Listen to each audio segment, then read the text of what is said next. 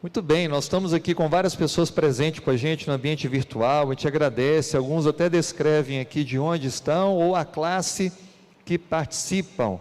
Lendo alguns nomes aqui, Alípio Acioli, classe 18, a Mari Alves, dá um bom dia a todos, a Kelly da Costa, o Rosinaldo, o Exinaldo Pereira, coloca aqui, o pastor Maiton pregou, minhas saudações a ele, a família de pastores e membros da Igreja do Marco. É o pastor Exinaldo, né? Pastor, muito obrigado por estar conectado com a gente, um grande abraço, vamos agendar a sua volta aqui com a gente, hein? Sentindo saudades. O Moisés Jefferson, o Evaldo, o irmão Evaldo Lobo, e outras pessoas, Haroldo e outras estão conosco. Você pode participar a partir de agora, enviando um comentário ou uma pergunta pelo nosso chat, tá bom? Temos também uma enquete, está aí na comunidade do nosso canal no YouTube. Você pode aí, durante a transmissão, clicar em comunidade, vai ter uma pergunta, e nós queremos aqui ler ao longo desse estudo, qual vai ser a resposta final. Quais testemunhas ou testemunhos que mais marcam a sua vida?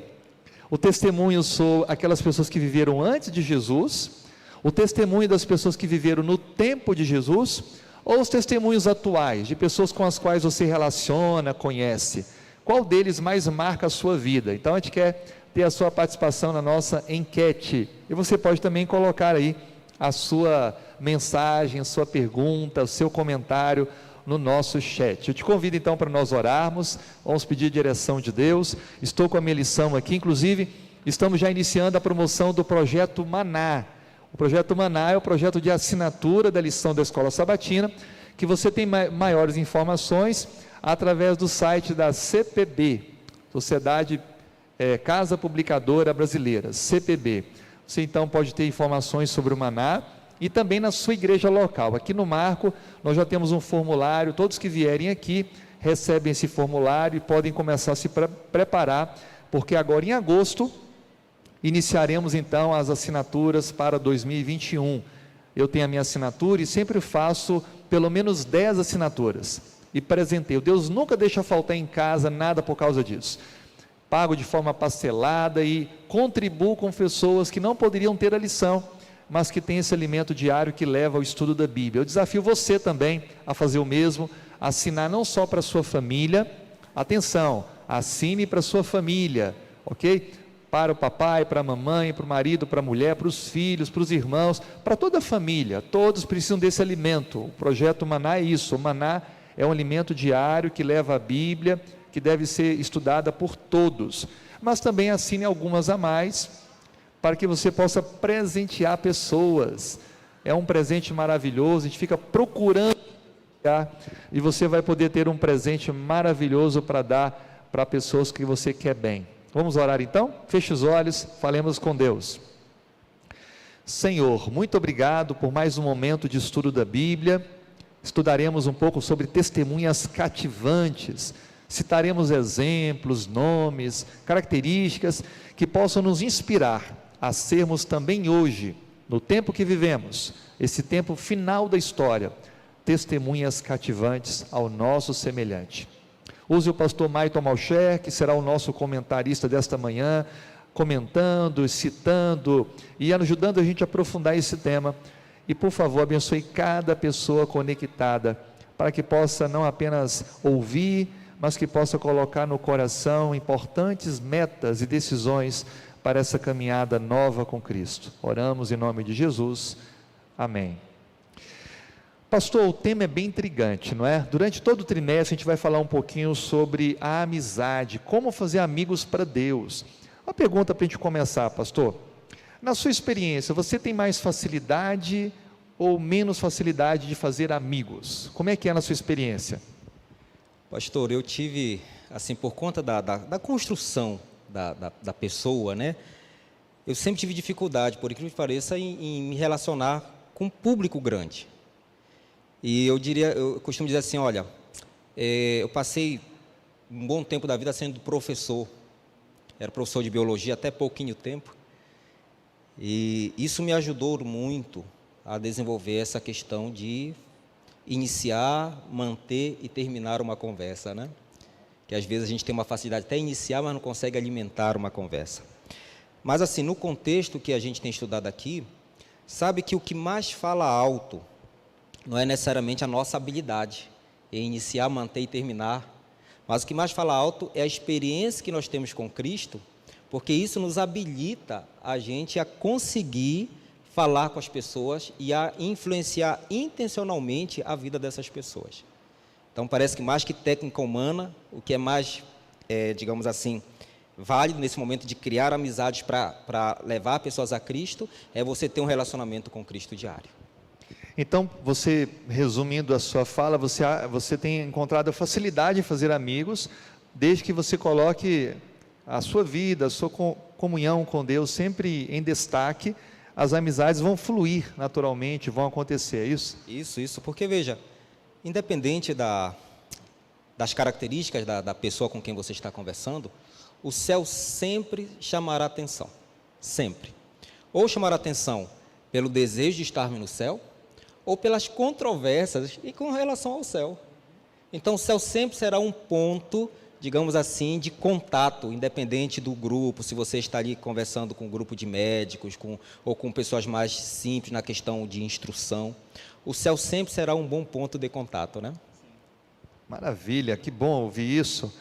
Algumas pessoas têm dificuldade de fazer amigos. A verdade é que a gente precisa desenvolver essa arte perdida de fazer amigos, não é? Porque não tem como, né, pastor, a gente trazer uma pessoa, apresentar a ela a palavra de Deus, se não for um amigo, né? Porque normalmente a gente vai confiar em quem a gente conhece. Aliás, é igual comércio, né? Quando a gente tem, por exemplo, um cabeleireiro, um mecânico, um encanador, um eletricista, a gente gosta, a gente recomenda para os amigos. E os amigos ligam: olha, deu um problema aqui em casa, a tomada, a lâmpada queimou e eu não consigo resolver o problema, parece que o interruptor deu problema. Você conhece um bom eletricista para me indicar? Então, geralmente é assim, a gente busca na rede de amigos profissionais que eles conhecem, para que a gente possa então confiar. Eu já fui às vezes um mecânico e um amigo recomendou, eu cheguei e falei: olha, eu sou amigo do João, e o João é seu cliente aqui, ele disse que você é um bom mecânico, uma pessoa justa, no preço justo e um bom profissional, é isso mesmo? Eu posso colocar o meu carro aqui sobre seus cuidados? Então isso transforma, não é? Diferente. Então, como é que a gente pode trazer, pastor, isso agora para o ambiente espiritual, né?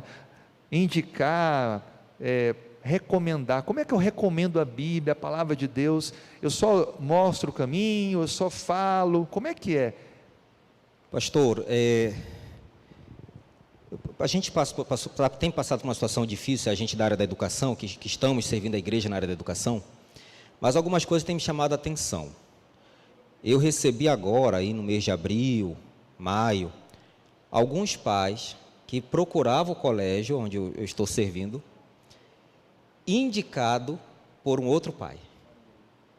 Interessante isso, um pai que, digamos assim, ficou satisfeito, e ele indicou, e até diria mais, pastor, que ele conseguiu fazer uma propaganda do colégio melhor do que eu faria, caso aquele pai viesse sem uma indicação, né?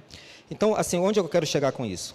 É que há um poder tremendo no testemunho, quando ele é resultado de uma experiência, né?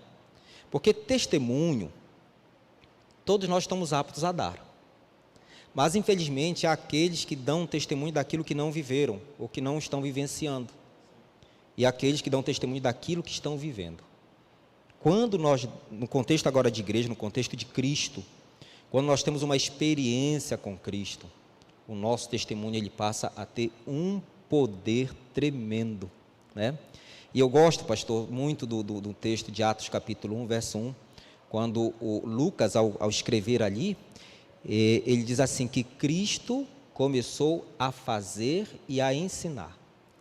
Então parece que a ordem correta é essa, do testemunho poderoso é esse. Nós primeiro fazemos, temos uma experiência pessoal, e por fazer essa experiência, ela acaba ensinando. Então, há um poder incomum num testemunho de uma pessoa que tem uma experiência real com Cristo.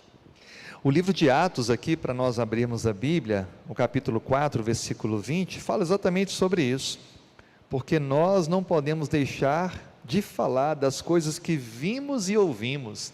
Ou seja, eles estavam se colocando aqui como testemunhas, né?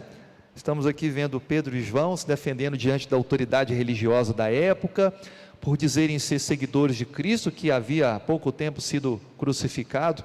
Então eles falaram: olha, aquilo que a gente viu, ouviu, que a gente presenciou, que a gente partilhou, não tem como a gente ficar calado, a gente tem que partilhar, a gente tem que falar sobre isso. Então parece que o testemunho, pastor, não é uma obrigação, não é uma atividade que eu tenho que me esforçar para fazer, mas é algo natural, parece que é algo que transborda, é isso mesmo? É isso, e há na Bíblia, eu sou assim, me chama muita atenção a história da mulher samaritana, quando se trata de testemunho.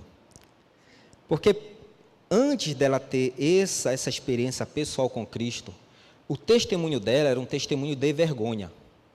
Ela, quem sabe, tinha vergonha da sua vida, né? E agora, depois que ela tem aquele encontro pessoal com Cristo, a Bíblia diz que ela vai para Samaria, ela anuncia as coisas. Veja que aquilo não há premeditação, não há treinamento, né? Apesar de que o treinamento ele é importante, tem seu lugar, mas você vê que aquilo foi algo assim espontâneo, a graça alcançou, e aí a Bíblia chega a dizer que muitos em Samaria creram em razão do testemunho daquela mulher.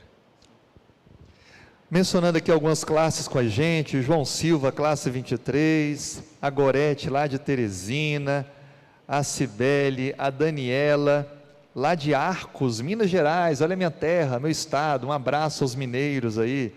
O Haroldo Melo, classe 32, a Ivanise, de Teresina, muito bem, igreja de 3 andares, olha que igreja, nome bonito, né? 3 andares, deve ser uma igreja bonita, grande. O Osnan Souza, um abraço aí à família do pastor Maiton, deve ser alguém conhecido, né? Osnan Souza, Osná Souza, de Imperatriz, né? Que bom, bem-vindos aí os irmãos de Imperatriz. A Aparecida de Assis, São Paulo, olha que bom, privilégio ter você paulista conosco aí. O irmão Eugênio Sena, classe 25, a Sueli Melo, classe 32, o Dene Oliveira, classe 18,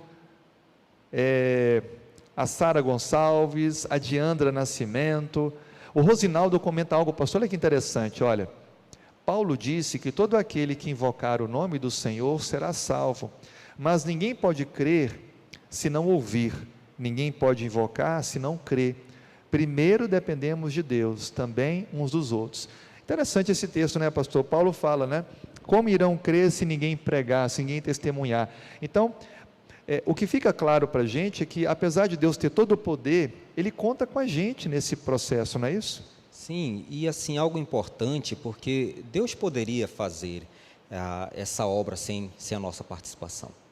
Um dos textos mais conhecidos do mundo cristão, que é João 3,16, nos mostra claramente isso. Deus amou muito a maneira que deu o seu Filho. Então, a missão de salvar a humanidade é de Deus, mas Deus, na sua infinita misericórdia, Ele nos dá esse privilégio.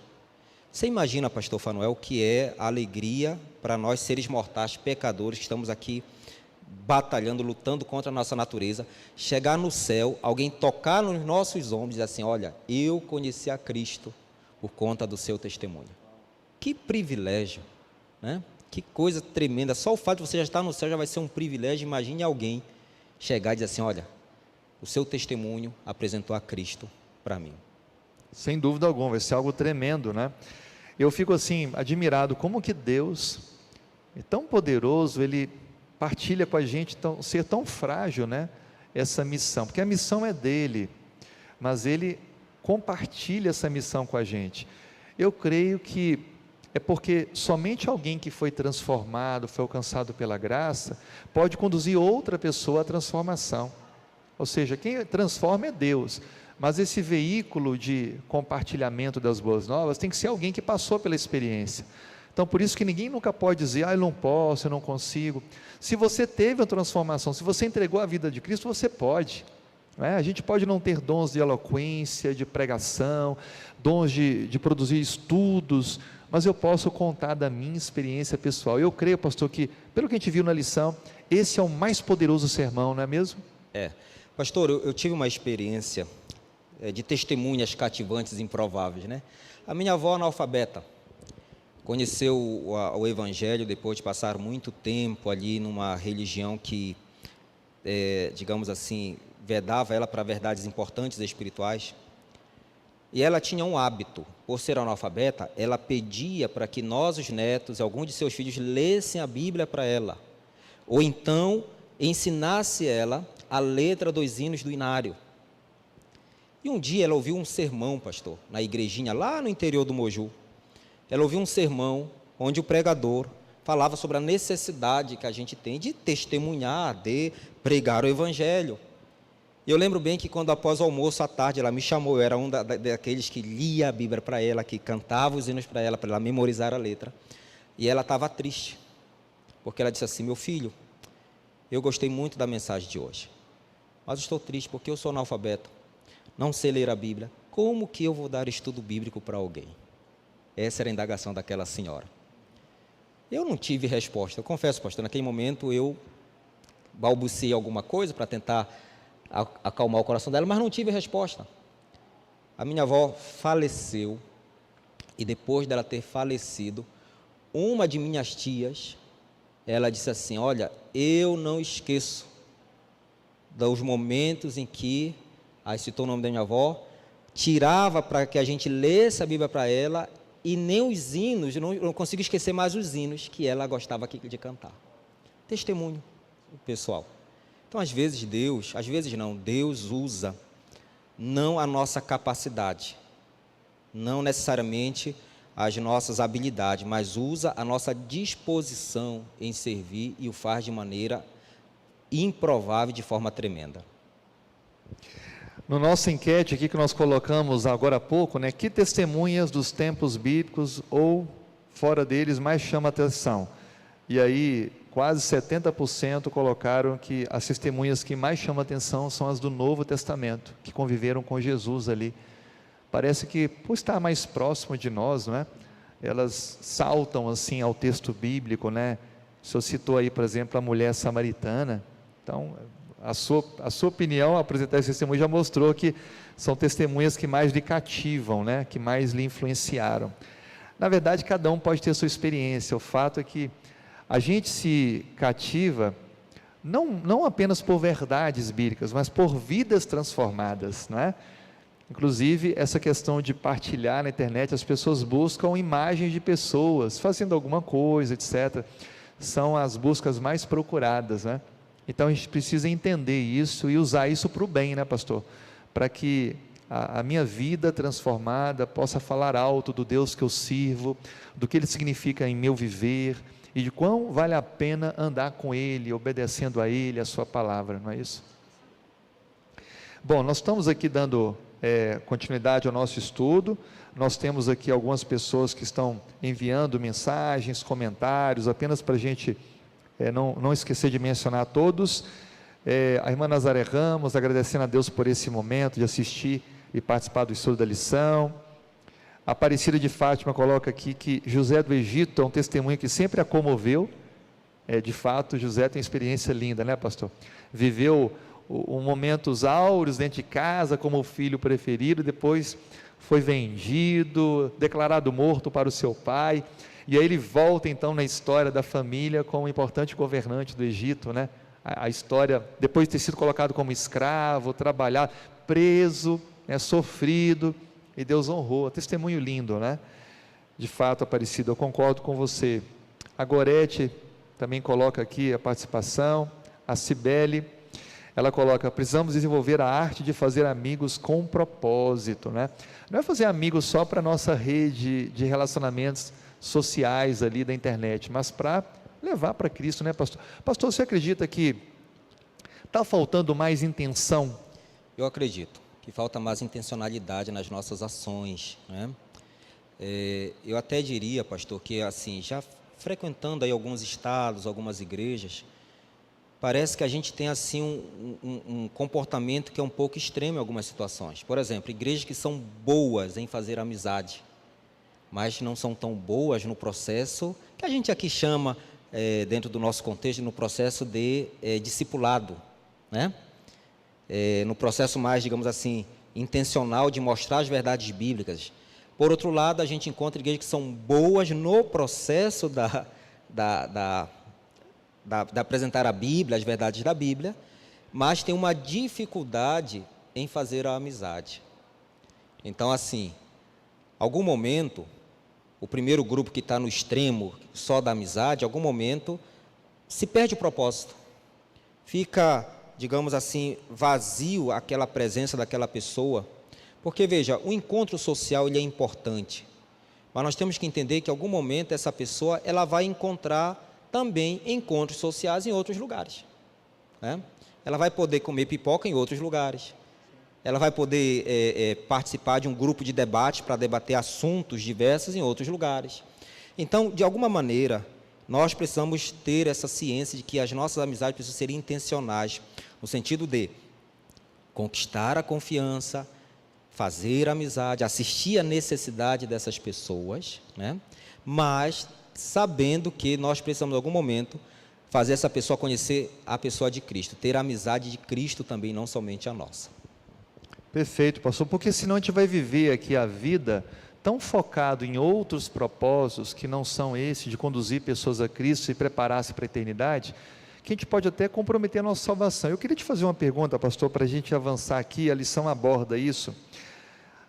A missão, ela vem com o propósito de confirmar nossa salvação, ou é mais uma tarefa que Deus colocou sobre os ombros do cristão? A gente tem que ter um cuidado especial, né? Porque em algum momento dar a ideia de que eu posso fazer algo pela minha salvação, né? Então nós nos envolvemos na missão não para sermos salvos, mas porque já estamos caminhando dentre os salvos, né? Eu penso da seguinte maneira, eu sei que você passou por essa experiência, a experiência da paternidade, né?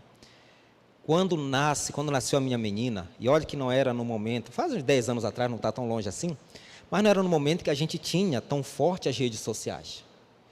Mas quando nasceu a Júlia, uma alegria tremenda de compartilhar aquilo, de mostrar para as pessoas que nasceu a minha primogênita e única filha até o momento, e mostrar o rostinho dela, mostrar a minha alegria em tê-la como minha filha. Então parece que a missão, ela precisa também nascer desse mesmo propósito, de você se envolver na missão pela alegria de ter sido salvo, não de se envolver na missão para ser salvo. Então você crê que Cristo te salvou, você acredita, confia nos méritos de Cristo, e agora aquilo te dá uma alegria tremenda, uma alegria tão grande que você se comporta como se comportou Pedro e João, né? Diz assim, olha, eu não posso me calar diante de tudo aquilo que Cristo fez.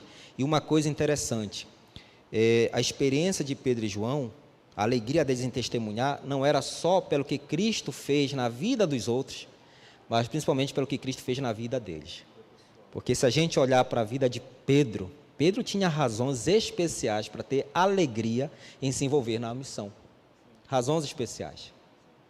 Então eu gosto desse pensamento de lembrar quando a minha filha nasceu, como aquilo me trouxe alegria para me envolver e anunciar que ela nasceu. E eu preciso ter essa alegria de ter experimentado a salvação e isso provocar uma missão instantânea no meu coração. Pastor, agora falando sobre testemunhas, como mais da metade das pessoas disseram que as testemunhas do Novo Testamento mais saltam assim aos olhos ao texto bíblico, nós temos uma testemunha do Novo Testamento que é citada no nosso guia de estudos aqui, que foi um homem que estava dominado pelo inimigo. Ele vivia em Gadara, era um gerazeno, e aconteceu uma experiência ali. Você podia explicar para a gente o que aconteceu? Parece que Cristo foi com os discípulos àquele lugar, aconteceu algo, esse homem vem, parece que a presença de Cristo não foi mais aceita ali, e aí entra o papel daquele homem. Fale um pouquinho para a gente, explique como que uma pessoa que aparentemente não teve nenhum preparo, um treinamento, pode ser uma testemunha improvável de grande êxito na obra de Deus. Esse é um dos testemunhos mais fortes que nós encontramos no Novo Testamento, porque isso mostra exatamente o que Cristo pode fazer na pessoa e através da pessoa, né? Então nós temos um homem que estava ali com uma legião, né, de demônios, e uma legião era a menor unidade organizada do exército romano, né, em torno de 6.000 homens aproximadamente. Então, a primeira coisa que a gente vê é o seguinte: o grande poder que Cristo tinha sobre, ainda que fosse uma legião dominante. Eu não sei, às vezes a gente fala para pessoas que estão lutando contra um vício, a gente sabe que todo vício realmente ele escraviza, mas essas pessoas se colocam um ponto como se Deus não pudesse mais alcançar. Então, Jesus alcançou um jovem que tinha uma legião de demônios, quem sabe provocando vícios e situações de todo tipo. Então, aquele jovem foi resgatado. E o que mais me chama a atenção é que, após ser resgatado, no coração daquele jovem surgiu um desejo, o de seguir a Cristo. Instantâneo. Quem sabe aquele jovem poderia ter tido a experiência dos discípulos, que Cristo chama os discípulos, diz assim: olha, eu passei um tempo com eles, eu ensinei, eu preparei, eu mandei de 2 em 2. Cristo parece que preparou os discípulos, mas aquele jovem, ele parece que queria também ter essa experiência de passar um tempo com Cristo, de ser preparado, de aprender a técnica da amizade, enfim. Mas Cristo diz assim: não, volta para os teus. Volta para os teus. Por que Cristo fez isso? Primeiro, uma das razões, na verdade, é que Cristo, ao expulsar aquela legião do jovem, ele jogou numa manada de porcos, e aqueles porcos era, digamos assim, o principal comércio daqueles homens. Então parece que Cristo acabou mexendo no bolso, né? Tem um pastor que diz assim, que o órgão mais sensível do ser humano não é o coração nem o cérebro, é o bolso. E eles sabiam que não deviam fazer aquele comércio, porque Exatamente. Eles eram seguidores e conheciam de que aquele alimento não era próprio para o consumo, né? Então, havia uma situação de animosidade contra Cristo. Ou seja, a permanência de Cristo ali não seria tão frutificante quanto a do jovem. Não que Cristo fosse inferior ao jovem naquele momento, mas a circunstância fazia com que aquele jovem, o testemunho, a vida transformada dele, ela fosse a peça certa para que preparasse o caminho. E posteriormente Cristo volta a Samaria, aquela região, melhor dizendo, de Decápolis, e as pessoas aceitam a mensagem de Cristo a partir do trabalho inicial que aquele jovem fez. É uma história realmente muito, muito especial, muito marcante. E, na minha opinião, a lição até menciona isso, de que uma vida transformada, quando a transformação ela é poderosa, não tem como a gente descrer de que Deus vai usar aquela pessoa, mesmo que ela não teve habilidades prévias, para que apenas no partilhar da experiência dela, muitas pessoas sejam impactadas. É quando a gente ouve, por exemplo, uma história, existem telejornais e programações, histórias de pessoas que foram resgatadas, por exemplo. A história mexe com a gente partilha a história, o link, as fotos, os vídeos, porque foi uma cena marcante, não é um sequestro que alguém conseguiu libertar, ou um prédio em chamas e alguém subiu para... Eu lembro de uma criança que foi salva por um africano que vivia na França. Ele subiu como Homem-Aranha, assim, rapidamente no prédio e conseguiu pegar a criança. Aquilo ali repercutiu tanto que ele ganhou a cidadania francesa e o reconhecimento mundial. Muito mais quando a gente vê uma pessoa que era dominada pelo inimigo e agora é salvo e liberta, né? E ela fala e parece que esse homem, ele era reconhecido como um homem mau, trazendo prejuízo às pessoas, falando coisas grotescas e tendo aspectos assim realmente de alguém que não estava em seu são juízo, né? E agora ele falava calmamente. De alguma maneira já havia até um isolamento social, uma espécie de uma quarentena no cemitério. Já pensou que loucura, né? E aí agora ele está no ambiente social, um semblante totalmente mudado. O que aconteceu contigo? Então eu creio que o testemunho dele era mais de dar respostas, do que de propriamente chamar a atenção. A situação do jovem lá que também foi curado da cegueira, né? Ele disse assim: olha, eu não sei, eu só sei que agora eu vejo. Então a experiência que ele teve foi tão forte, mas tão forte, que mesmo o grupo religioso da época tentando achar alguma forma de, digamos assim, pegar aquela situação para ter do que acusar a Cristo, mas era um testemunho que só fazia glorificar a Deus, dizer assim: olha, Deus fez isso na minha vida, né? Pastor, uma coisa que me chama a atenção demais com relação a esses testemunhos aqui, é que essas pessoas, elas testemunharam da experiência que tiveram. Infelizmente, nós temos muitas pessoas que querem testemunhar da experiência dos outros. E acaba que apresenta um testemunho que não tem força, não convence. A mídia hoje está sendo assaltada por pessoas que dizem assim: olha, eu usei esse produto e perdi tantos quilos em um mês. Ou então, olha, eu fiz esse investimento e eu tive um faturamento nesse mês que foi 10 vezes maior do que se estivesse na poupança. E veja, há muitas pessoas que seguem, que começam a comprar aquele produto ou fazer investimento naquele título de capitalização, naquela modalidade de investimento. Por quê? Porque alguém apareceu e disse assim: olha, comigo deu certo. E eu só estou indicando porque eu experimentei. Então, eu acho que aqui no contexto do testemunho, precisa ter essa experiência. Tem que funcionar, não é? A gente quer coisas que funcionem. Não adianta a gente procurar alguma coisa. Então, geralmente, eu não sei, eu acho que você também faz isso, pastor. A gente vai comprar alguma coisa, a gente pesquisa, a gente olha os comentários dos compradores. E, inclusive, eu já li sobre isso com profissionais que eles até presenteiam pessoas que deixem comentários positivos, porque os comentários são muito importantes para definir uma nova compra, sobretudo de um produto novo, não conhecido, uma marca nova. Então, quando eu falo daquilo que eu experimentei e funcionou, eu então estou dando um crédito muito grande àquilo. Então, o Evangelho tem que ser vivido, como você falou, tem que ser experimentado, tem que ser real, tem que ser uma experiência verdadeira, para que as pessoas possam então ter o desejo de entregar a vida, conhecer melhor e se render a esse Deus, não é? Agora, pastor, tem uma preocupação, porque quando nós falamos em testemunho, a gente pensa sempre naquelas transformações miraculosas, aqueles testemunhos. E eu que de repente não teve um testemunho tão pitoresco como esse jovem de Gade, né? E aí, será que a verdade é que todos nós possuímos um testemunho para dar? Né? Todos nós possuímos um testemunho para dar. Eu sou de uma família muito querida, lá da minha cidadezinha, em que eles acordavam pela manhã, fazendo culto, era o casal e mais 3 filhos, 3 rapazes, meninos ainda, 5 da manhã, porque o esposo saía muito cedo para trabalhar, então 5 da manhã eles faziam o culto. Jamais imaginavam que o culto que eles estavam fazendo, estavam dando um testemunho para o vizinho. O vizinho conheceu a Cristo pelo culto matutino daquela família. Então, às vezes, a gente pensa que é necessário ter, que só pode ter um testemunho impactante quem tem uma experiência dessa aqui, desse jovem.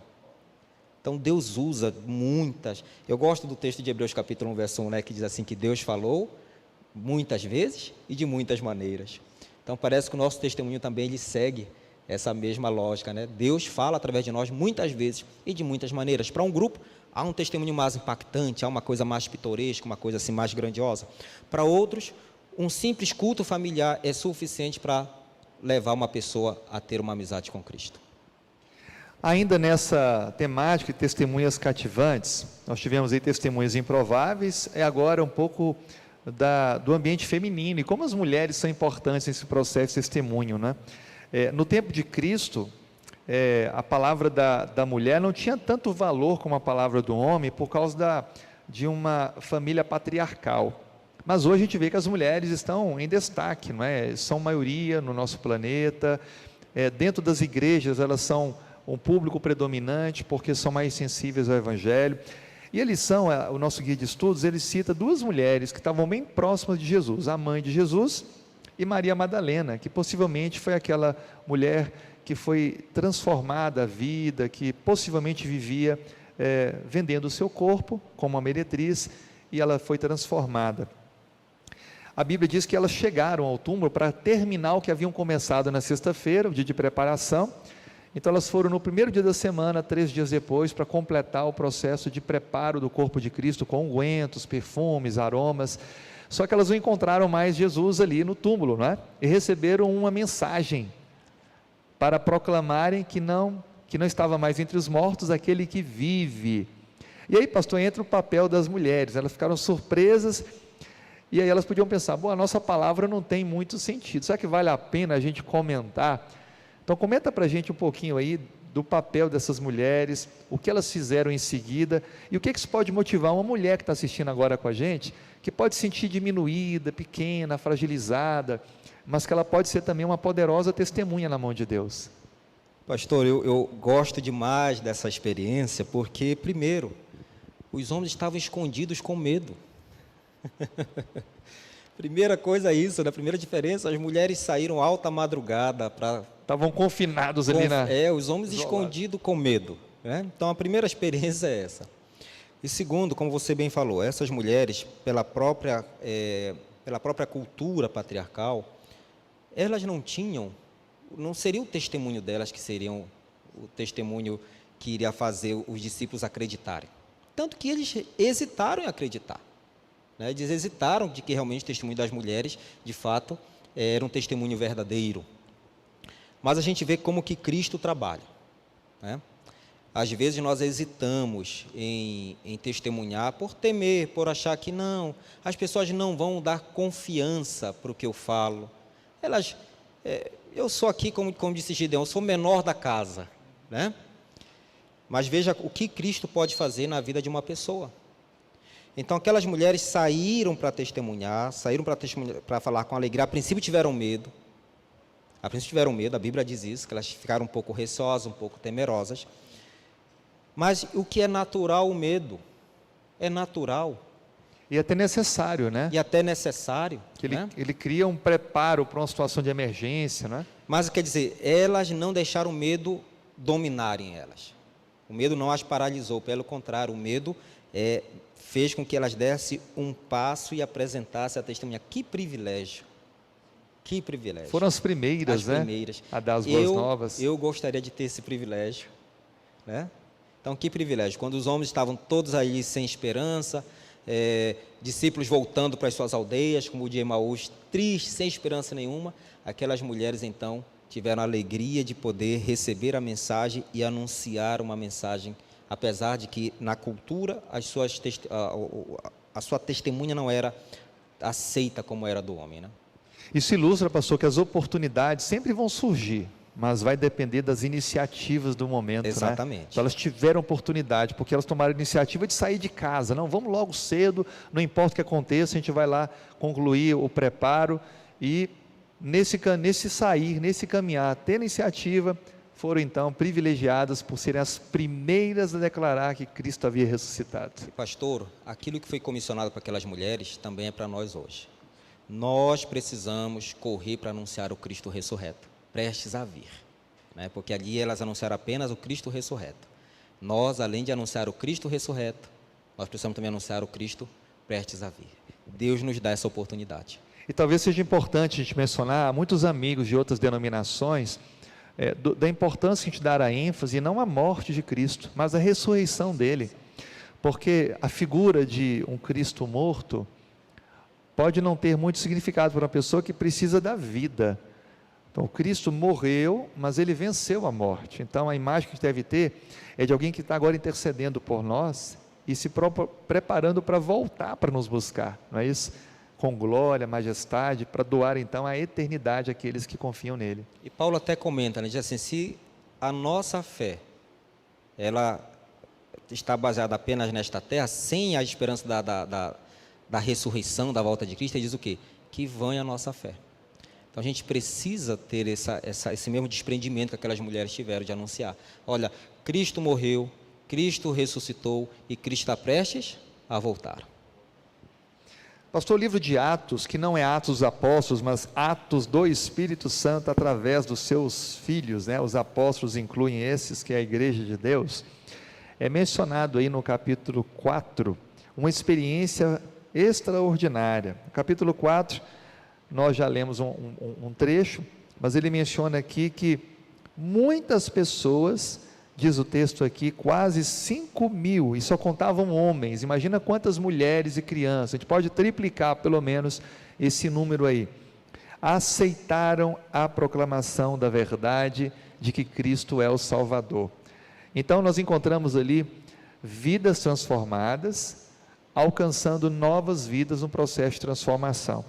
O que essa grande proclamação do Evangelho pública ensina para a gente hoje? Sobretudo agora vivemos um momento de pandemia, não podemos ter aglomerações, mas como alguém pode colocar no coração o desejo de também ter esse alcance tremendo de pessoas transformadas pela mensagem? Pastor, o verso 13, ele faz questão de destacar, no capítulo 4, né, verso 13, faz questão de destacar duas coisas. Primeiro, a intrepidez, a ousadia. Pastor, quando nós possuímos uma habilidade, é mais fácil ser ousado e ser intrépido. Não é? Imagine um piloto de Fórmula 1. Para ele é muito fácil chegar a 300 por hora, porque ele há uma habilidade, há um treinamento para aquilo. Se eu entrar num carro de Fórmula 1, eu imagino que se eu chegar a 30, eu já vou achar que eu já estou a 300. Então, assim, a intrepidez, a habilidade, esse desprendimento, ele é mais fácil quando nós temos a habilidade, possuímos a habilidade para fazer aquilo. Só que a Bíblia diz que aqueles homens eram intrépidos, eram ousados, mas diz que aqueles homens eram iletrados e incultos. Ou seja, o testemunho ousado deles não era resultado das habilidades pessoais, né? Então, o Espírito Santo atuou de maneira muito poderosa na vida daqueles homens.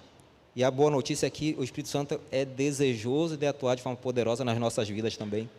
Para que, independente se possuímos ou não habilidades, se somos letrados ou iletrados, Ele quer nos usar também com intrepidez, com ousadia, né?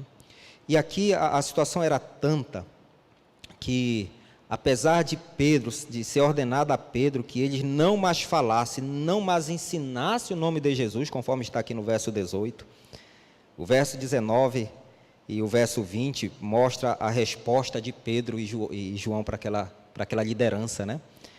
Eu acho fantástico isso aqui, porque a primeira coisa diz assim, olha, julgai se isso é justo diante de Deus. Ouvimos antes a vós outros do que a Deus? Será que agora eu preciso mais ouvir vocês e deixar de ouvir a Deus? E aí eles desferem, então, essa declaração de fé tremenda, quando diz assim, pois não podemos deixar de falar das coisas que vimos e ouvimos. Mais comentários aqui do nosso chat, mais pessoas participando. A irmã Elza Bastos coloca assim, o maior testemunho às pessoas que nos conheceram antes é ver em nós uma nova pessoa, porque Jesus nos transformou. Amém, de fato. A Aparecida de Fátima Paz colocou, eu tenho facilidade de fazer amigos, envio mensagens bíblicas a eles todos os dias, e presentei os meus clientes com livros de esperança. Que bom, parabéns pela atitude, é uma boa maneira, né, pastor, de partilhar aí, e é claro que vai ter um ou outro que vai buscar mais informações, querer conversar sobre o assunto. O Rosinaldo Leite, interessante que Jesus, em seus milagres, não permitiu que os seguissem só presencialmente, mas que fossem adiante testemunhar. O testemunho não é só local, mas além disso. Aliás, o homem curado lá em Gadara, ele queria ir com Jesus, só que Jesus sabia que o testemunho dele seria mais importante, impactante, onde ele vivia, do que caminhando com Jesus. Então pode ser que a gente tenha no coração, né, pastor, desejo de fazer determinada coisa, a gente acha que é a única forma de sermos felizes. Eu quero cantar. E aí eu no canto fico frustrado, porque eu queria muito cantar, só que Deus tem outra missão para a gente vai ter muito mais êxito, né? Então no caso desse homem foi isso, ele queria andar juntinho de Jesus, presencialmente, mas que isso precisava dele ali, porque ele seria Cristo diante das pessoas, não é? Se bem que Jesus deu um desafio bem grande para ele, porque Decápolis era um conjunto de 10 cidades, então era um bom distrito pastoral para aquele jovem, né? Mas pastor, é algo muito interessante, porque você falou em cantar. Puxa vida, eu já sonhei tanto com cantar, cheguei até a me arriscar a participar de quarteto, até que no seminário fizeram um teste vocacional. Eu descobri ali que para a música era uma escala de 0 a 3, para a música deu 0. Aquilo mexeu tão profundamente comigo, que hoje eu não me arrisco só no culto em casa, e cantando baixinho, para a esposa não ouvir o desafino, né? Mas Deus usa, às vezes necessariamente Deus não usa aquilo que nós gostaríamos de fazer, mas usa outros dons, porque uma coisa é certa, o Espírito Santo, ele nos dota de dons, quando nós entregamos a vida a Ele, para que o Evangelho seja anunciado em nós e através de nós. Um comentário aqui do José Pojo, conhece? Parece que é alguém conhecido. Ele diz assim, é muito bom vê-lo apresentando de maneira tão agradável, acolhedora o Evangelho. O Onei Afonso, ele faz uma pergunta, por que Deus permitiu que os seus discípulos, testemunhas, né, tão importantes, fossem mortos de forma tão cruel, né? Enquanto pregavam. Ele não deveria ter os protegido, guardado, preservado? Por que ele permitiu? É uma pergunta difícil, né, pastor? Eu creio que a gente pode ter algumas ideias, não uma resposta definitiva, né? Porque não é do propósito de Deus que ninguém morra, nem que uma folha de uma árvore caia, mas Ele permite que isso aconteça, não é? Ele permite. A gente, às vezes, tem que ter um cuidado, quando se lança uma pergunta dessa, que é desafiadora, às vezes nós queremos fazer o papel de advogado de Deus, né? E nós não temos todas as respostas, é uma coisa certa. Mas ao olharmos para a Bíblia, e olharmos para a vida de testemunhas, especialmente algumas no Antigo Testamento, nós percebemos que Deus, Ele tem o controle do presente e do futuro. E ao permitir, Ele permitiu sabendo como é que seria o futuro. Por exemplo, você imagina o que é para Moisés chegar, subir ao monte, olhar a terra e dizer assim, agora você olhou, você vai morrer. Na ótica humana era a coisa mais injusta que existiu no passado. Porque afinal de contas, se tinha alguém que merecia atravessar o Jordão para herdar a terra, este era Moisés. Mas Deus disse assim, olha, você vai subir, vai olhar, vai admirar e vai morrer. Por que Deus permitiu isso? Aí você vê na transfiguração, quem que está agora diante de Cristo? Moisés. Então, nós temos que entender que Cristo, ao permitir com que seus filhos tenham sofrido no passado, alguns venham a sofrer no presente, estejam sofrendo no presente, melhor dizendo, e venham a sofrer no futuro, Cristo, Ele olha para o todo. Deus olha para o todo.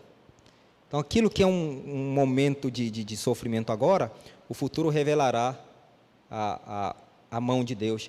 E eu digo mais ainda, claro, não está na Bíblia, mas faço esse comentário até pautado no que o Espírito de Profecia ensina.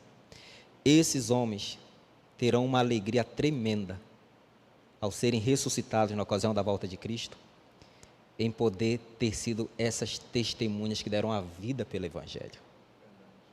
Eu acho, inclusive, que a alegria deles será maior do que a nossa. Me lembrei aqui de João Batista, não é? João Batista preparou o caminho para Cristo, e enquanto Cristo pregava e fazia discípulos, João Batista foi preso e decapitado, e Cristo aparentemente nada fez. Parece que ficou indiferente aquilo, né? Parece que ficou indiferente. Parece que foi indiferente, mas, inclusive João disse, né, quando vieram falar para ele, olha, Cristo tem mais discípulos do que você, e ele disse, importa que ele cresça e que eu diminua. Ali, pastor, eu entendi que Cristo permitiu tudo acontecer, porque João tinha cumprido sua missão. Eu vejo que muitas vezes Deus permite que determinadas coisas aconteçam com seus filhos, porque Ele sabe o momento certo, que estamos selados, confirmados, fortes na fé, porque pode ser que outras lutas viessem ao longo do caminho, e essa fé pudesse ser abalada. Então Deus preserva, não é? E aí a gente só vai entender como de fato foi mencionado aqui, quando Cristo voltar, e tivermos acesso a todas as dúvidas que hoje nós temos e serão respondidas, né? Mas o fato é de que Deus nunca vai permitir que um filho dele fracasse na sua missão. Ele vai preservar até que aquela missão seja cumprida, sim, né? Sim. Há um pastor lá no meu campo que diz que Deus, ele não patrocina o fracasso. E é verdade.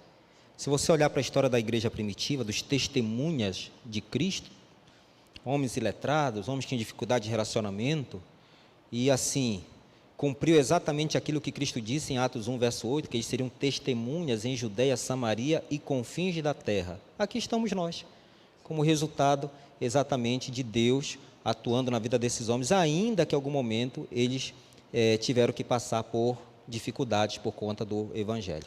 Mas não vamos esquecer também, pastor, que nós estamos apresentando o Evangelho num mundo que concorre contra o Evangelho. Então, como é que a gente vai buscar querer ter tranquilidade e facilidade quando nós estamos apresentando uma mensagem que não é popular para a grande maioria das pessoas deste planeta, né? Sem dúvida, mas a gente não pode ter nenhum receio de doar-se pelo Evangelho, gastar-se pelo Evangelho, e Cristo vai prover, vai abrir portas, sustentar e preservar. Pastor, aqui na nossa sequência do estudo, ele sugere que nós analisemos dois textos. Primeiro João, a primeira epístola de João, capítulo 1, versículos 1 a 3, com Gálatas 2:20. São dois autores, né, João e Paulo, falando coisas que têm alguma semelhança, não é? João fala no versículo 3, o que temos visto e ouvido anunciamos também a vós outros, para que vós igualmente mantenhais comunhão conosco. Ora, a nossa comunhão é com o Pai, com seu Filho Jesus Cristo. E em Gálatas 2:20, Paulo diz, já não sou eu que vive, mas Cristo vive em mim. Qual é a relação que tem esse texto, né? Dois autores diferentes, dois momentos diferentes, mas há alguma coisa que une esses dois textos, falando de testemunho? São duas experiências diferentes, né? A maneira com que eles foram alcançados. Mas existe algo que liga a história desses dois homens e desses dois textos também, é que a experiência com Cristo, ela não precisa ser algo pontual no passado, mas é algo contínuo. Porque se você prestar bem atenção no texto de 1 João 1 ao verso 3, parece que ele está falando exatamente disso. Da necessidade de eu continuar tendo a experiência com Cristo, para continuar testemunhando. E Paulo, de maneira mais clara ainda diz, não sou eu mais quem vivo, mas Cristo vive em mim. Então, a experiência diária e contínua em andar no caminho de Deus, andar sobre sua luz, a luz da sua verdade, ela vai promover em nós também uma experiência diária de testemunho. Então a gente não pode estacionar na vida espiritual, né? A gente às vezes percebe pessoas que vieram no primeiro momento com a vontade enorme de partilhar a experiência, alcançar amigos para Jesus, mas parece que há uma tendência de arrefecer, de esfriar esse ânimo, e isso não pode acontecer. Não pode. Há um texto, inclusive, no nosso manual, aqui do manuscrito de Ellen White, em que ela diz isso, que nós não... como se eles, uma vez que descobriram algo sobre a religião, não precisassem ser convertidos diariamente, mas devemos todos os dias, cada um de nós, ser convertido. Então, é uma experiência diária. E essa experiência diária, ela vai promover também um testemunho diário. Interessante é isso, né? É aquela experiência, uma vez alguém produziu um sermão de pães vivos e pães embolorados, em que o autor desse sermão sugeriu o seguinte, que naquele milagre da multiplicação dos pães, o que fazia o pão estar constantemente fresquinho para as pessoas era o ato dele ir buscar constantemente em Jesus. Porque se ele pega o pão, vai até Jesus, pega o pão, claro, isso é uma ideia homilética do autor do sermão, né? Se ele pega o pão ali de Jesus, do cesto, que houve a multiplicação, e guarda o pão para si, o pão iria criar mofo, iria criar bolor. Então era o ato dele estar constantemente pegando o pão e distribuindo, pegando o pão e distribuindo, que ele estava sempre tendo o pão fresquinho e distribuindo o pão fresquinho. Eu achei interessante essa ideia, porque realmente é o que aconteceu com Paulo e com João. Então eles tinham uma experiência com Cristo e aquilo alimentava um testemunho diário do Evangelho. Amém. Essa experiência também ela ilustra que a gente não pode deixar de partilhar, não é? Porque a gente é um canal de distribuição, não é? Se a gente partilha, a gente mais recebe, vai partilhando, partilhando, partilhando. Muito bem, alguns comentários que não foram lidos ainda aqui. A Vanessa Neri coloca que Deus continue abençoando a todos. O Melque Sabino também aqui manda um abraço para o pastor Maiton. Nós temos também a Nazarena. A Sueli comenta aqui o que já lemos. Atos capítulo 4, ela cita também João 8,32, conhecereis a verdade e a verdade vos libertará. Então quando conhecemos Jesus, Ele é o único que nos salva. O Cláudio comentou aqui antes, eu esqueci de ler, de que a gente fala daquilo que a gente viu e ouviu, né, da nossa experiência. Então a gente não fala daquilo que a gente sente, mas daquilo que a gente vê, ouve e aquilo que de fato a gente teve com Deus. Em que parte o sentimento tem alguma relevância nesse testemunho pessoal? A colocação do Cláudio é muito importante, porque ela acaba minimizando um risco quando nós damos demasiada importância para o sentimento, que é do subjetivismo, de experiências subjetivas, né? O sentimento ele é importante. O Espírito Santo, sem dúvida nenhuma, ele promove situações que a gente sente a presença de Deus, em que a gente sente Ele falando para a gente, seja através da música, através de uma mensagem, através de uma frase compartilhada. Mas nós não podemos confiar no sentimento, porque o sentimento é algo subjetivo e pode acontecer de que eu me torne um cristão que seja somente alimentado pelo sentimento. Então chega um momento em que eu não sinto mais algo diferente no corpo, né? Os hormônios trabalhando para que haja aquele frenesi espiritual. E aí eu vou dizer o quê? Puxa vida, a igreja está morna, perde a perde a graça. graça. Então, o sentimento é importante, mas eu não posso basear a minha comunhão com Deus apenas no sentimento. Eu estou sentido. A autora, que li ainda há pouco, Ellen White, ela chega até a dizer, no livro Caminho a Cristo, página 100, se não me falha a memória, em que ela chega a dizer que quando a gente pede perdão a Deus, a gente não deve esperar, sentir que estamos perdoados. Devemos crer que fomos perdoados. Perfeito, pastor, falar isso, porque tem pessoas que são moldadas apenas pelo sentimento, e a Bíblia fala que o coração é enganoso. Então, se eu oro a Deus, no caso da sua ilustração, e pedir perdão, eu tenho que ter convicção de que Ele me perdoou. Eu não tenho que esperar alguma coisa assim, uma luz brilhar no quarto, eu sentir um arrepio, não preciso disso. Uma voz do Cid Moreira no fundo, né? Não existe isso, mas algumas pessoas que têm ainda essa concepção, então foi muito bom ter mencionado isso. Então, ter consciência, certeza de que Deus atendeu, não se moldar apenas um sentimento. O sentimento ele pode acontecer, mas devemos ter muito cuidado, porque ele pode até ser enganoso, não é? Sim.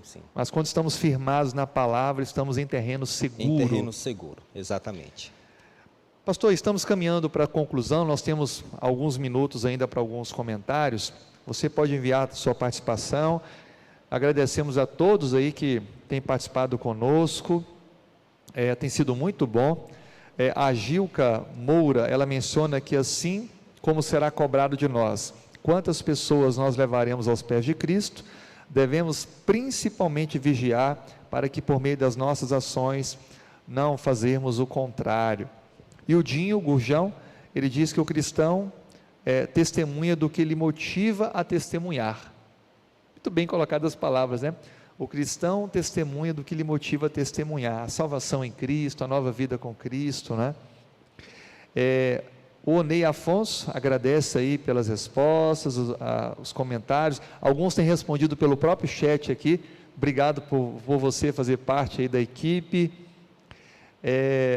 O Rosinaldo comenta, certa vez fizemos um evangelismo público em Marabá, e um jovem frequentou algumas noites, e numa sexta-feira o visitarmos, ele disse que estava indo receber o seu salário, e curtir a noite, e infelizmente essa pessoa, ela sofreu um acidente e morreu. Então, isso ilustra bem que a gente não sabe do amanhã, né, pastor?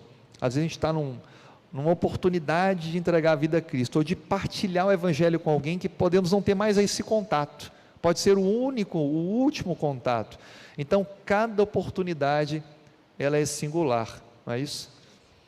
Há dois riscos quando nós adiamos, o risco da morte física ou da morte espiritual, e quando há morte física, há os dois juntos, né? Mas porque, veja, né, essa é uma situação trágica em que a pessoa, também não vamos aqui julgar, eu não sei de que maneira Deus agiu e trabalhou no coração desse rapaz, mas quando nós adiamos a proposta que Cristo diz assim, olha, eis que estou à porta e bato, né?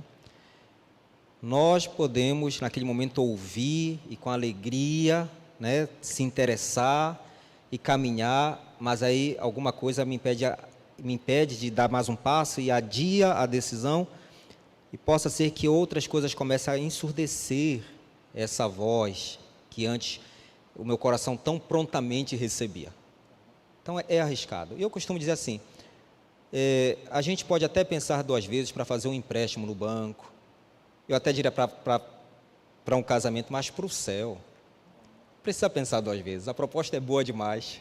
Sem dúvida alguma, foi bem comparado isso daí. Pastor, o poder de um testemunho pessoal. Paulo esteve diante de autoridades políticas da época, Agripa, Festo, e Paulo não perdeu a oportunidade. A Bíblia descreve ali no livro de Atos, capítulo 26, que Paulo, ele poderia pregar qualquer sermão, né? Ele poderia pregar, dar um estudo bíblico, mas o que Paulo fez, pastor? Qual foi a estratégia de Paulo diante daquela grande autoridade ali romana? Paulo, ele tinha uma capacidade de contextualizar, né? De assim, sem perder a essência do Evangelho.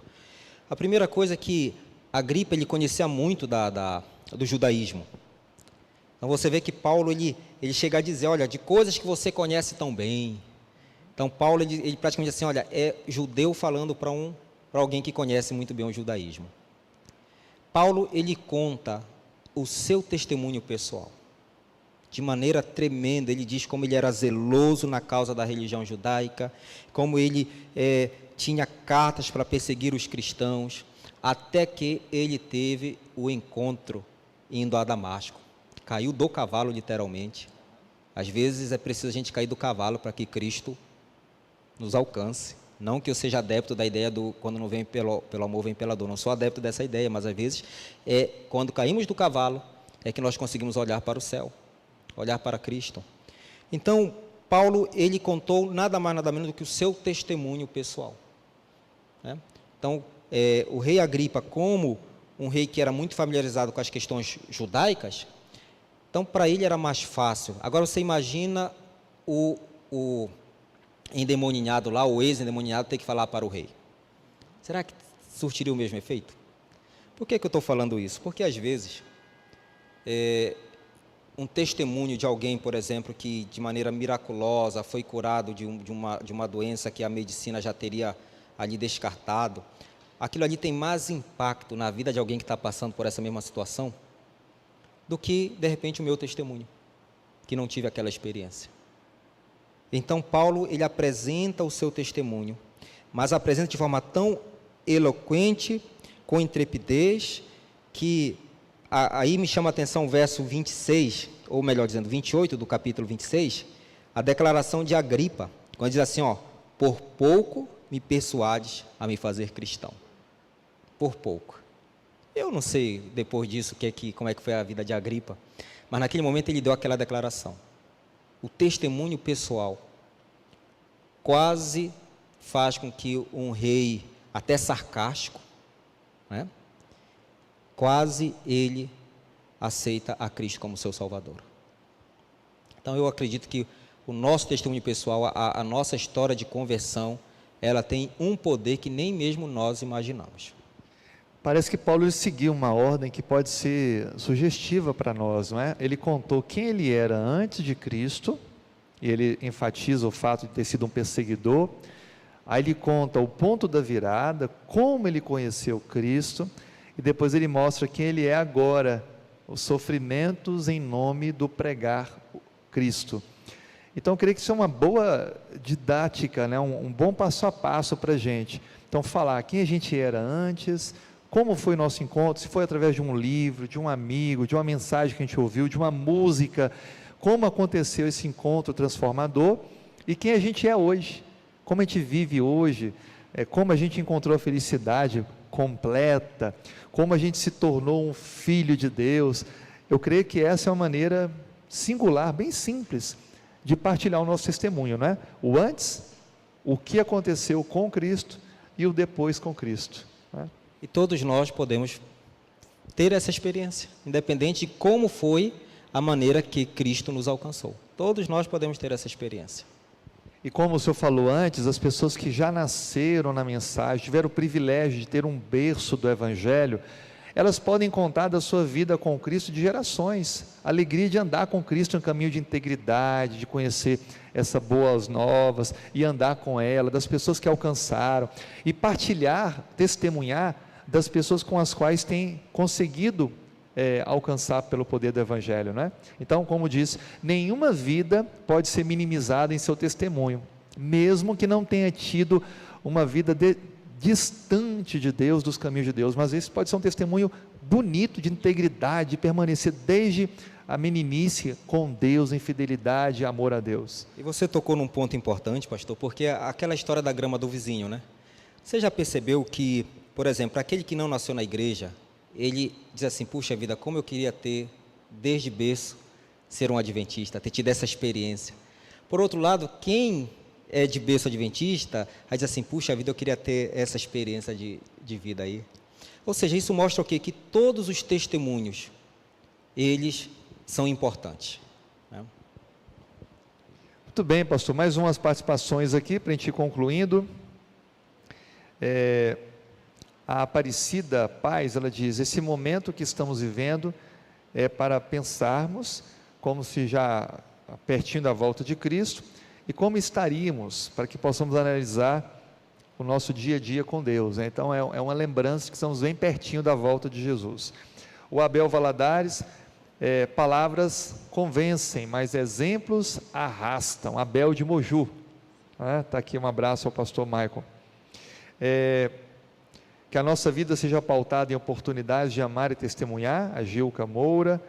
A Mari Alves, Apocalipse 3,19, a Bíblia diz: eu repreendo e castigo todos quantos amo, ser zeloso e arrepende. Então, um chamado ao arrependimento, não é? E a Monique Prazeres diz que o meu filho é batizado desde os 8 anos, amém, que coisa bonita. Pastor, estamos nas conclusões finais aqui do nosso estudo, foi maravilhoso a gente partilhar, a gente tem até alguns instantes aqui. Há algumas citações que gostaria de ler e dar alguns minutos para o senhor fazer considerações últimas. Nós temos aqui uma citação que merece ser lida, e diz assim: o Salvador sabia que nenhum argumento, embora lógico, abrandaria corações endurecidos, nem atravessaria a crosta da mundanidade do egoísmo. Sabia que os discípulos precisavam receber o dom celestial, que o Evangelho só seria eficaz se fosse proclamado por corações entusiasmados e lábios eloquentes, capacitados pelo vivo conhecimento daquele que é o caminho, a verdade e a vida. Que citação poderosa, não é? Então, Deus não poderia escolher outra maneira de pregar o Evangelho, senão através de vidas que foram alcançadas pelo Evangelho. Então, é exatamente isso, né? Uma vida transformada alcança outra e outra e outra, e essa é a essência do discipulado, não é? Eu não só proclamo para um grande auditório, mas eu tenho um trabalho individualizado, personalizado, no qual eu partilho a minha vida, e esse era o discipulado antigo, né? Um mestre escolhia o discípulo e moldava a vida desse discípulo à sua vida, e eles andavam tão juntos, que um imitava o jeito de andar do outro, ser do outro, porque estavam ali partilhando vida, né? E isso ia formando, moldando o caráter, e orientando a formação de novos discipuladores, novos mestres, né? Então, que a nossa vida andando com Cristo, nosso testemunho seja tão íntimo de Cristo, que as pessoas vejam ali o Roberto, o João, a Maria, a Ana, mas digam: nossa, ali eu vejo um verdadeiro filho, uma filha de Deus, eu sinto paz, eu sinto bem ao lado daquela pessoa, porque eu vejo amor na fala dela, eu vejo sensibilidade, eu vejo cristianismo sincero, autêntico. É isso mesmo, né, pastor? É isso, e pastor, esse era o propósito de Deus para o seu povo, quando a gente vê no Antigo Testamento. O povo deveria ter uma comunhão tão grande com Deus, que as nações ao redor iriam ser atraídas para Deus através do povo. Hoje Deus, ele deseja a mesma coisa, mas não através, digamos assim, da nação, mas através de nós, individualmente falando. E aí, pastor, eu quero aqui finalizar minha participação. Eu achei tão próprio esse primeiro parágrafo do estudo adicional de sexta, que eu queria finalizar, concluindo com isto aqui, porque diz assim, ó: a essência da vida cristã é um relacionamento tão pleno com Jesus, a ponto de desejarmos compartilhá-lo. Por mais importante que seja a doutrina correta, ela não substitui uma vida transformada pela graça. Forte, né? Então, eu me dou por satisfeito com essa conclusão aqui, pastor. De fato, a gente tem muitas doutrinas bíblicas que são muito fortes, mas o testemunho é mais forte do que elas, não é? É inquestionável, uma vida transformada. Olha, nosso abraço a todos que estiveram conosco, muito boas-vindas aí a quem veio pela primeira vez. Se você já é um assistente recorrente, contínuo, a gente pede você que assine o nosso canal, se inscreva, clique ali no sino para receber notificações e compartilhe com seus amigos, dê testemunho do que você ouviu e viu aqui, gostando, então partilhe, porque quanto mais pessoas nós tivermos aqui conectadas, a gente vai poder alcançar mais e mais, e essa rede vai alcançando mais pessoas com a pregação do Evangelho. O nosso abraço para todos, que Deus possa ouvir a sua prece, sua oração. Nós vamos ter agora um momento de oração, para agradecer a Deus. O pastor Maiton vai fazer a sua oração, e logo depois a gente vai ter um testemunho lindo, de uma outra região do mundo, onde o Evangelho tem sido partilhado, e o foco desse trimestre está na região que é denominada como região administrativa Centro-Oeste Africana. Então ela pega algumas regiões, em especial as ofertas que forem entregues durante esse trimestre, ajudarão em 3 projetos. A construção de um colégio em Cobaia, para o ensino infantil e fundamental em Conakry, na Guiné. O outro projeto é abrir uma escola de ensino fundamental e um centro de influência em Buchanan, na Libéria. E o terceiro, estabelecer um centro médico em Abuja, na Nigéria. Desculpa se eu pronunciei algum desses nomes errado, mas são esses os 3 projetos que serão beneficiados por esse trimestre nas ofertas da Escola Sabatina. Então você tem aí, na parte final do nosso guia de estudos, os países em destaque que receberão então os donativos, as doações, para avançarem na pregação do Evangelho. Pastor, muito obrigado mais uma vez, foi uma alegria. Nosso abraço aos irmãos de Rondônia, a escola ao qual o senhor é o vice-diretor, ao diretor da escola, o professor Pastor Melk, que Deus abençoe, obrigado, e aproveite bem os dias por aqui na região, voltando aí à terra, creio que ainda vai em Moju, que Deus abençoe ali o reencontro com a família, os amigos, nos conduz em oração. Quero convidar a todos os que aqui estão a fechar os olhos, a você também, que nos acompanha, onde você estiver, feche seus olhos e oremos ao nosso Deus. Nosso Pai amado, obrigado, Senhor, por Tua palavra, que tem nos conduzido, tem nos mostrado Teu amor por nós e tem também apresentado o desejo que o Senhor tem, que nós testemunhemos da alegria de sermos salvos.